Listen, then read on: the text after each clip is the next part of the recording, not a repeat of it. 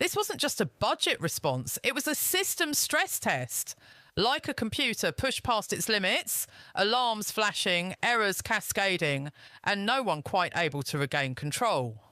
On one side, Kemi Badenoch, armed with figures, receipts, and a very clear accusation. On the other, a chancellor accused of losing her grip on spending, on promises, on reality itself. Taxes up, welfare up, credibility down, and beneath all the shouting, one question humming louder than the rest. Who is this budget really for? And who pays the price when it fails? We're going to break this down.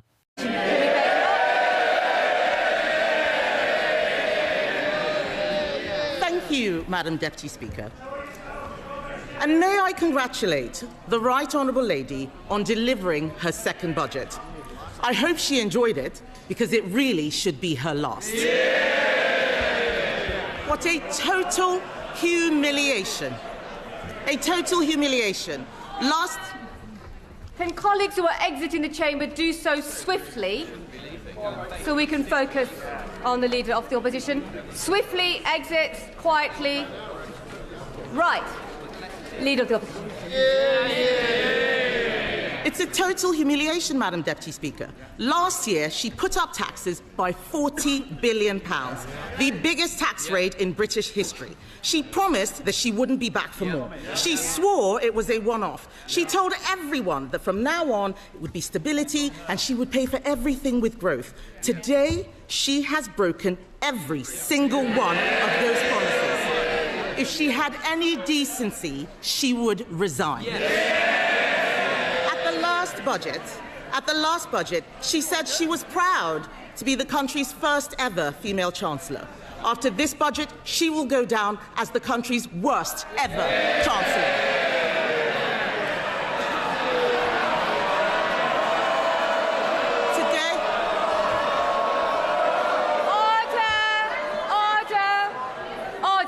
And the Chief Whip in particular knows that we don't allow clapping in the chamber. Leader of the Opposition.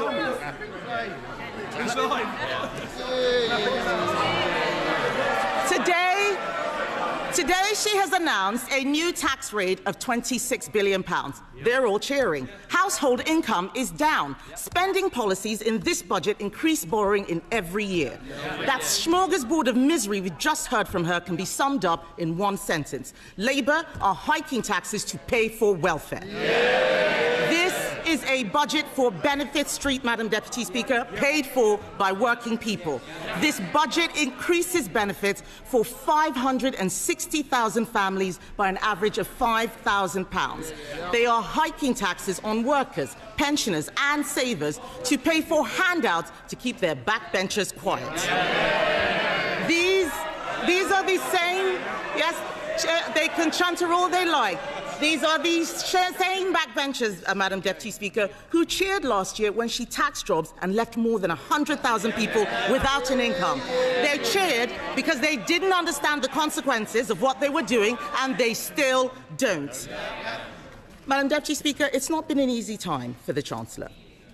No one liked seeing her sitting on those benches as it dawned on her that her own backbenchers were going to do to her political career what she's done to our economy. But she could have chosen today to bring down welfare spending and get more people into work. Instead, she has chosen to put up tax after tax after tax, taxes on workers, taxes on savers, taxes on pensioners, taxes on investors, taxes on homes, holidays, cars, I think even milkshakes, taxes on anyone doing the right thing. She and this government have lost what little credibility they had left, and no one will ever trust her again. What's amazing, Madam Deputy Speaker, is that she has the nerve to come to this House and claim this is all someone else's fault. A laundry list of excuses. Yes. Madam Deputy Speaker, they blame the Conservatives as if we've been sneaking into the Treasury under the cover of darkness to give pay rises to the unions. She inherited an economy with inflation at 2% and record high employment. She has tanked it in just over a year. Endless excuses. She blames Brexit. She blames Donald Trump. She needs to blame herself. And I've got some news for her. The Chancellor didn't seem to understand what the OBR was saying. Inflation is up, not down, and that inflation was stoked by her tax and spend decisions. The economic fiscal outlook says that they expect inflation to stay higher for longer. Everybody else has read it. She still hasn't read the OBR analysis. She blames higher than expected borrowing costs. Where does she think they came from? Those borrowing costs are driven by her lack of grip. She is paying more, you're saying us, she's paying more to borrow than Greece. She is paying more to borrow than at any point under the 14 years of Conservative government. Perhaps if Labour MPs read a book sometimes, they would know something. That includes an energy crisis, Madam Deputy Speaker. Under us, we had an energy crisis sparked by a war in Ukraine and a global pandemic. What is her excuse? What is her excuse? She is taking the public for fools, but they are under no illusions whose fault this is. The fact is, the bad choices she is making today, choices to break promises, choices to put up taxes, choices to spend more of other people's money, are because of the bad choices she made at the last disastrous budget.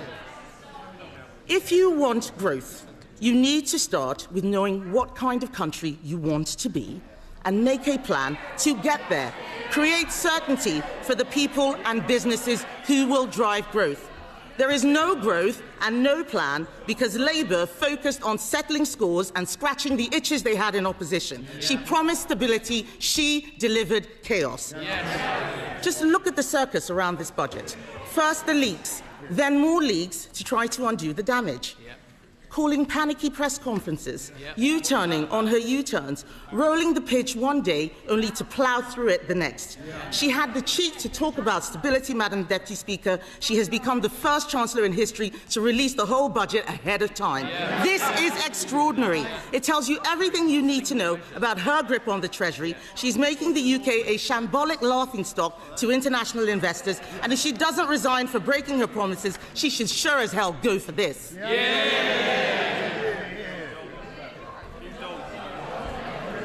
But, Madam Deputy Speaker, what have we got for all this chaos and disorder? There are 1 million more people claiming universal credit than there were at the time of the last budget. Government spending, up. Welfare spending, up. Universal credit claimants, up. Unemployment, up. Debt interest, up. Inflation, up. And what about the things that you want to go up? What about the things you want to go up? Growth, down. Investment, down. Business confidence, down. The credibility of the Chancellor, and not just down, through the floor. These figures are shocking. Does she really think that anyone will be confused by the sleight of her hand that she had in her speech? Her speech today was an exercise in self-delusion. Today, she had an opportunity to apologize and show some humility. Instead, we've been fed puff pieces in the Times and the FT showing a woman wallowing in self-pity, whining about mansplaining and misogyny. Madam Deputy Speaker, let me explain to the Chancellor. Woman... Order. Colleagues need to simmer down, most definitely, and just breathe a little and allow the leader of the opposition to be heard. Leader of the opposition. All we've had is wallowing in self-pity and whining about misogyny and mansplaining. So, Madam Deputy Speaker, let me explain to the Chancellor, woman to woman. People out there aren't complaining because she's female. They're complaining because she is utterly incompetent.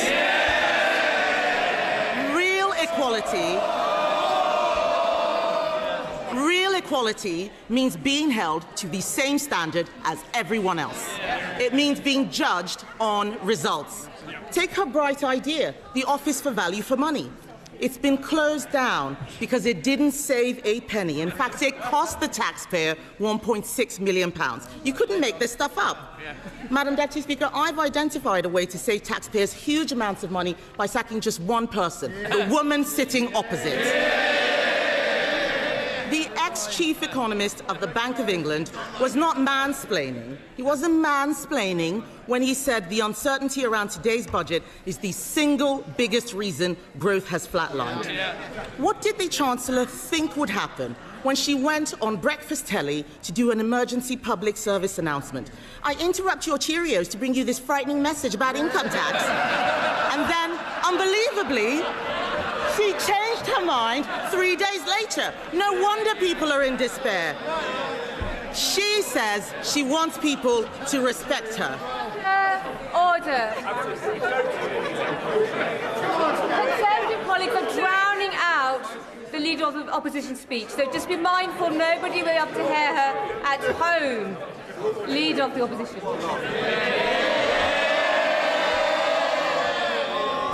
Madam Deputy Speaker, she says she wants people to respect her. Respect is earned. She apparently told Labour MPs this week, I'll show the media, I'll show the Tories, I will not let them beat me. Show us what? Making stuff up at the dispatch box, incompetence, chaos, and the highest tax burden in history. She said to them, Madam Deputy Speaker, I'll be there on Wednesday, I'll be there next year, and I'll be back the year after that. God help us. She is spineless, shameless, and completely aimless. Talk to any business. Talk to someone looking for a job. Unemployment is up every single month since Labour have been in office. They don't want to hear it, but it's true. They're shouting and complaining they cannot create jobs. It is the worst year for graduate recruitment on record. Are they proud of this? Companies like Merck and INEOS slashing investment plan. Order. If you're on the front bench, I can obviously see you, Mr. Kyle. And there's no need for you to be chuntering this loud. They can see and hear you as well. Leader of the Opposition. Thank you, Madam Deputy Speaker. They don't want to hear the truth, but I'm speaking for all of those people out there who are sick of this government. Companies like Merck and INEOS are slashing investment plans. The construction sector has shrunk. How is that house building target going, by the way? I'll tell you, Madam Deputy Speaker, they are miles behind and won't even come close to what we achieved. Business confidence is at record lows. No wonder today future growth has been revised down in every year of the scorecard. The papers are reporting that 1 in 8 business leaders is planning to leave Britain. Even one of Labour's biggest ever donors, Lakshmi Mittal, has fled the country. Fled. With the passport. What we have in front of us is a budget littered with broken promises. She stood on a manifesto which promised better returns for UK savers. Today, she's putting up taxes on savings, on salary sacrifice even. She promised to give pensioners the security and retirement they deserve. Today, she slapped higher taxes on people saving for their pensions. She promised to make Britain the best place in the world to invest and do business. Today, she has raised the dividend tax rates. She and the Prime Minister had already broken their promise to freeze council tax, but today she's decided to go even further, introducing a new property tax clobbering family homes that will only raise small amounts. This is Labour's Britain. This is Labour's Britain. People who work hard, Madam Deputy Speaker, people who work hard and save hard to buy their homes get taxed more, while those who don't work, who in some cases refuse to work, get their accommodation paid for by taxpayers. And then to top it all off, because taxing your home, your car, your savings and your pension wasn't enough, she has, by her own admission, broken her manifesto promise on income tax. Because in the last budget, she said, and I quote, "I am keeping every single promise on tax that I made in our manifesto, so there will be no extension of the freeze in income tax thresholds." She said in that budget that extending the threshold freeze would hurt working people and take money out of their payslips. But today, she has done exactly that. Why should anyone believe anything she's promised in this budget? And so where is the money going? Small changes to rail fares and prescriptions, these are distractions while she steals your wallet. The real story here, Madam Deputy Speaker, the real story is that Labour have lost control of welfare spending. Not only will working people have their tax thresholds frozen while benefits go up in line with inflation, not only have Labour abandoned reforms that would have saved the taxpayer £5 billion after pressure from these backbenchers, today they have added another £3 billion to the bill by scrapping the two-child benefit cap. We introduced that cap, Madam Deputy Speaker, because it means people on benefits have to make the same decisions about having children as everyone else. Even Labour voters know that it strikes the right balance between supporting people who are struggling and protecting taxpayers who are struggling themselves. Just this summer, the Chancellor admitted that lifting the two-child benefit cap was not affordable. But that was before the Prime Minister accidentally fired the starting gun on the race to replace him. So now he and the Chancellor are buying the votes of their own MPs with taxpayers' money. If she wants to reduce child poverty, she should stop taxing their parents and stop destroying their jobs. She congratulated herself on a new tax on landlords. Let me tell her this. Hiking tax on landlords will only push up rents. It will push landlords out of the market. The people who will suffer are the tenants. And then she talks about taxes on electric vehicles. These changes will hit rural drivers the hardest, but we know that Labour don't care about rural people. All this budget delivers is higher taxes and out-of-control spending. Nobody voted for this. The Chancellor must take responsibility. She chose to impose the jobs tax, driving unemployment higher month after month. She chose to abandon welfare reform, meaning the benefits bill is spiralling. She chose to spend more and more money she didn't have, leaving taxpayers to foot the bill. She is out of money, out of ideas, out of her depth, and she has run out of road. The country simply cannot afford a Chancellor who can't keep her own promises. Her position is untenable, and she knows it. She's talking to the Chancellor. Is he mansplaining to you, by the way? Is he mansplaining? Do you want some help? Would you like some help? What the Prime Minister should do is grow a backbone and sack her. But he won't, because he knows if she goes down, he goes down with her. So we're stuck with them both, Laurel and Foolhardy. Does she have any sympathy for the people facing Christmas without a salary because of her jobs tax? For the retailers who are suffering sleepless nights because of their plummeting Christmas sales? People out there are crying. Last year, we had the horrors of the Halloween budget. This year, it's the nightmare before Christmas. And as for her, she's the unwelcome Christmas guest, 10 minutes through the door, and she's eaten all the Quality Street, Madam Deputy Speaker.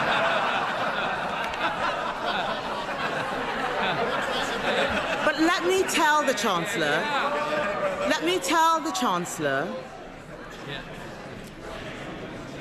Chancellor something she has forgotten. Behind every line in today's Red Book is a family, a home, a lifetime of work and sacrifice. People are frightened, and they have every reason to be. The Chancellor has spent the last year terrifying them. Every decision that she and the Prime Minister make puts more pressure on the people who keep this country going. If Labour are the party of working people, why is it that every day under them, thousands more people are signing off work and onto benefits? It's Conservatives who are the party of work. The Labour Party should be renamed the Welfare Party. And they are making a mistake. The British public don't want higher welfare spending. They want people in work providing for themselves. They want to live in a country where hard work pays, where what you put in reflects what you get out. And we agree with them. There is an alternative. We Conservatives have set it out. This budget could have saved £47 billion, including £23 billion from welfare. She could have applied our golden economic rule, allocating half of those savings to cutting the deficit and using the rest to cut taxes. Oh, they're all pretending they're not listening. It's the shame of the mess they've made. It's the shame of the mess they've made. Order. Mr. Vince. Mr. Thompson, you're so enthusiastic. I was worried you were going to knock Mr. War off his chair a moment ago, so we need to calm down and breathe, and we need to ensure that we can hear the Leader of the Opposition. Kemi Badenoch. Even the dog is laughing at the Chancellor, Madam Deputy Speaker. She could have applied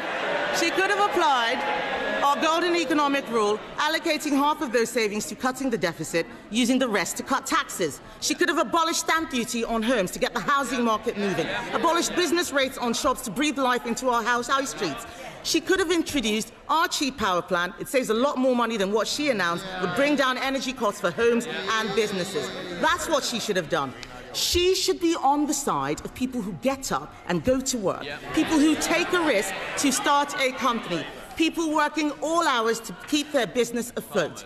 She should be on the side of the farmer, trying to hand something over to the next generation. The investor, deciding whether to spend their money in the UK or elsewhere. She should be on the side of the young person, looking for their first job. The saver, doing the right thing and putting money away for a rainy day. The pensioner, trying to enjoy a decent retirement. This country works when you make the country work for them. Only the Conservatives are on their side, Madam Deputy Speaker, and our plan for them is simple. Bring down energy costs, cut spending, cut tax, back business, and get Britain working again.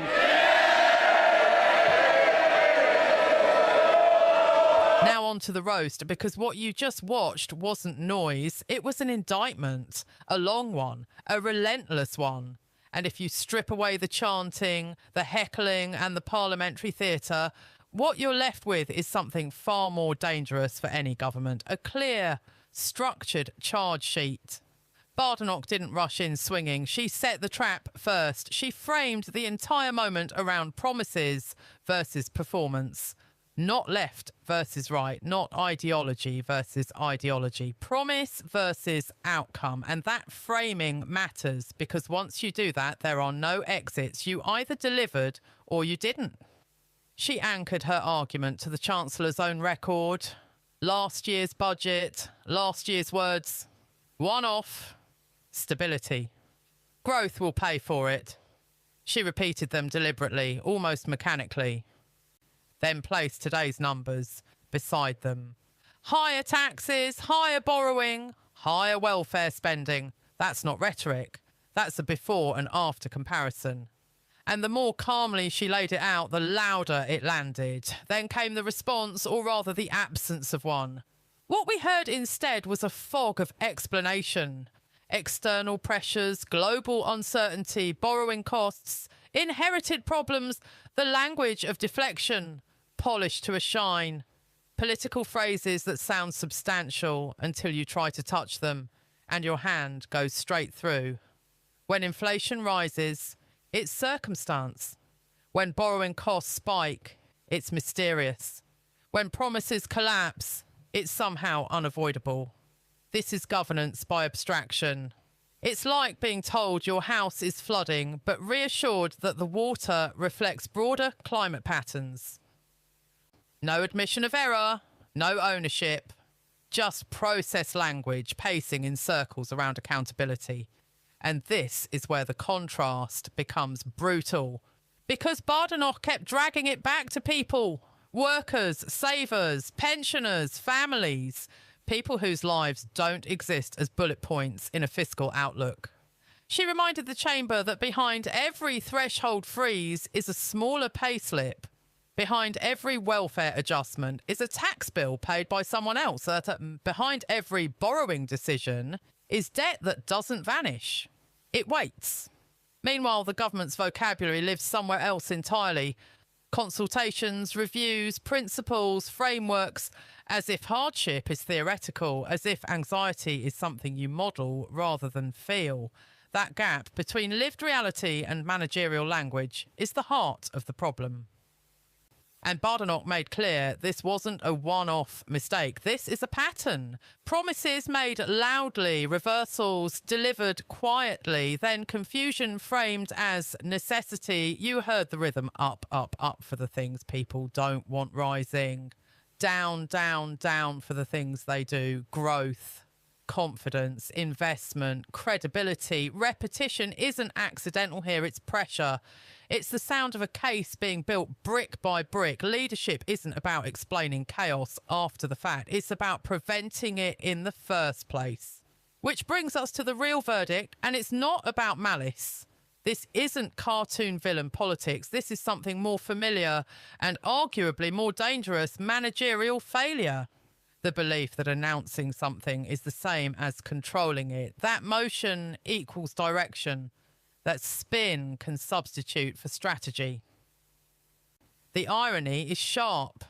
A chancellor demanding respect while sidestepping responsibility, claiming credibility while rewriting her own record, invoking equality not to accept scrutiny, but to deflect it. Real equality, as Badenoch pointed out, is being judged by results, not intentions, not explanations, not vibes, not evil, not outrageous, just outpaced by the consequences of her own decisions. And that's why this moment matters, because budgets aren't abstract documents. They are choices. They reward some people and burden others. They signal priorities, and when those priorities keep shifting, trust drains away quietly, then all at once. So ask yourself, if promises break